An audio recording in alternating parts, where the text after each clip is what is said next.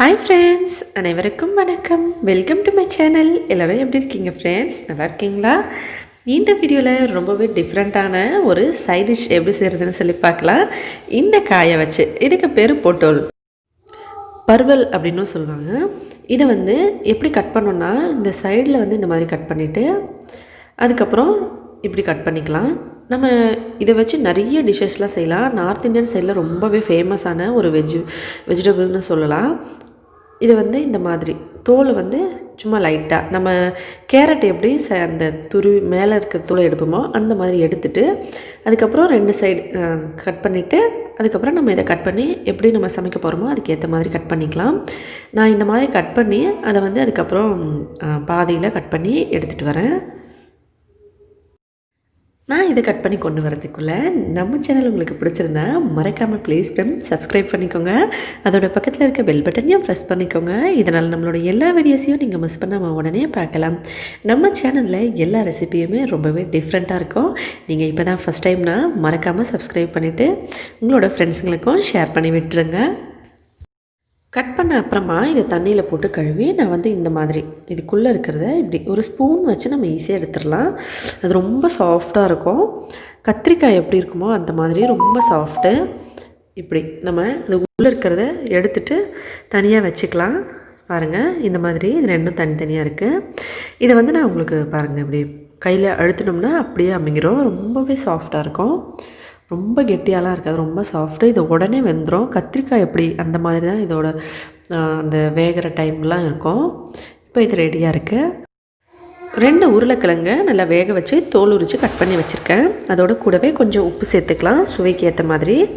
கடலை மாவு ஒரு 2 ஸ்பூன். இது வீட்டிலையே ரெடி பண்ண கடலை மாவு கொஞ்சம் வறுத்தது. இதில் கொஞ்சம் மிளகாத்தூள், கரம் மசாலா, மஞ்சத்தூள் சேர்த்துட்டு ஒரு 1/2 ஸ்பூன் அளவுக்கு எலுமிச்சைப்பழம் சேர்த்துக்கலாம். அதையும் சேர்த்துட்டு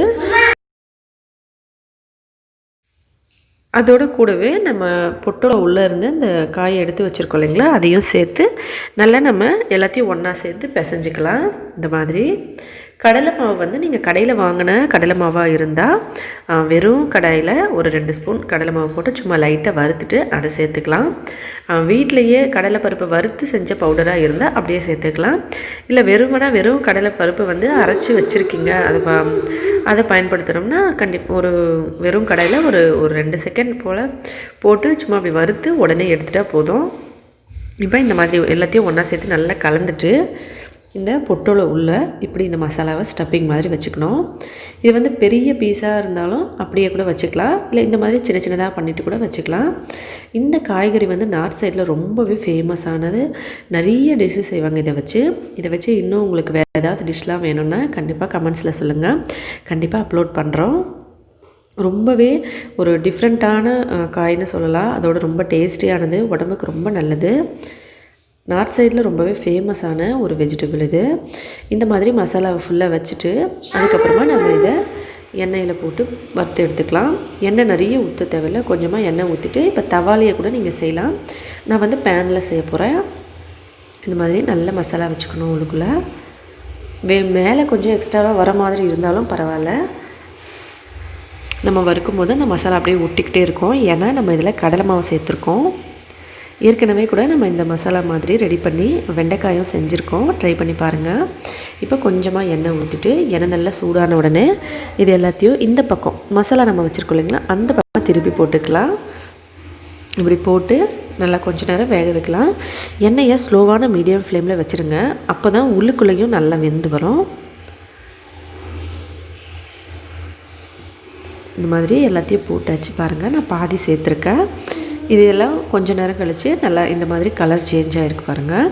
இப்போ இதை திருப்பி போட்டுட்டு இப்போ இடம் நிறைய இருக்குது பேனில், அதனால் மீதி இருக்க இடத்துலையும் நான் இன்னும் கொஞ்சம் மீதி இருக்க பாதியை சேர்த்துட்றேன்.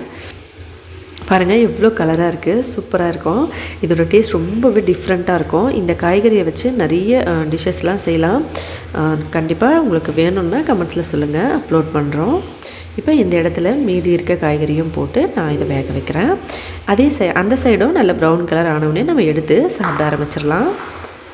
இப்போ இந்த மாதிரி இதையும் எல்லாத்தையும் போட்டுக்கிறேன்.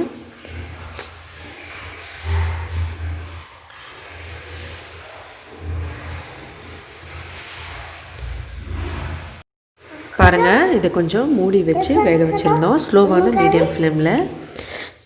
இப்போ 2 சைடும் நல்லா வெந்துருச்சு, ப்ரௌன் கலர் ஆகிடுச்சு. இது எடுத்துடலாம். பாதி ரெடி ஆகிடுச்சு, மீதி பாதியை இதே போல் திருப்பி போட்டு 2 சைடும் நல்லா வேக வச்சுக்கலாம். நீங்களும் ட்ரை பண்ணி பார்த்துட்டு எப்படி இருந்ததுன்னு மறக்காமல் கமெண்ட் செக்ஷனில் சொல்லுங்கள் ஃப்ரெண்ட்ஸ். இந்த வீடியோ பிடிச்சிருந்தா லைக் பண்ணுங்கள், ஷேர் பண்ணுங்கள், மறக்காமல் நம்ம சேனலை சப்ஸ்கிரைப் பண்ணிக்கோங்க.